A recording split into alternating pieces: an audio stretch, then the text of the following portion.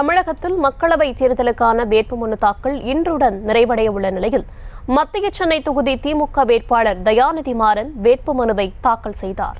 விவரங்களை தர இருக்கிறார் செய்தியாளர் சுப்ராமன். வணக்கம் சுப்ராமன், விவரங்கள். வணக்கம் தர்ஷினி. தமிழகத்தில் நாடாளுமன்ற தேர்தல் ஒரே கட்டமாக வருகிற ஏப்ரல் 19ஆம் தேதி நடைபெறும் என்று அறிவிக்கப்பட்டுள்ளது. அந்த வகையில் கடந்த 20ஆம் தேதி முதல் 27ஆம் தேதி வரை, அதாவது இன்றைய தினம் வரை வேட்புமனுக்களை தாக்கல் செய்யலாம் என்று அறிவிக்கப்பட்டது. அந்த வகையிலே அரசியல் கட்சியினர் சுயேட்சை வேட்பாளர்கள் கடந்த 6 நாட்களாக தங்களது வேட்புமனுக்களை தாக்கல் செய்து வருகிறார்கள். அந்த வகையில் மத்திய சென்னை நாடாளுமன்ற தொகுதியில் போட்டியிடக்கூடிய திராவிட முன்னேற்ற கழக வேட்பாளர் தயாநிதி மாறன் அவர்கள் மண்டலம் 8 உள்ள தேர்தல் நடத்தும் அலுவலரிடம் சென்னை நகரில் உள்ள அலுவலகத்தில் தற்போது அவரின் வேட்புமனுவை தாக்கல் செய்து வருகிறார். அந்த காட்சிகளை நாம் பார்த்து வருகிறோம்.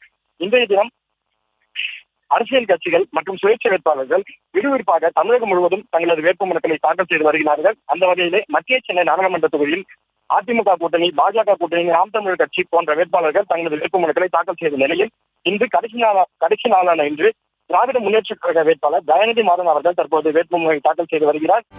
செய்திகளை உடனுக்குடனும் துல்லியமாகவும் தெரிந்து கொள்ள சப்ஸ்கிரைப் பண்ணுங்க.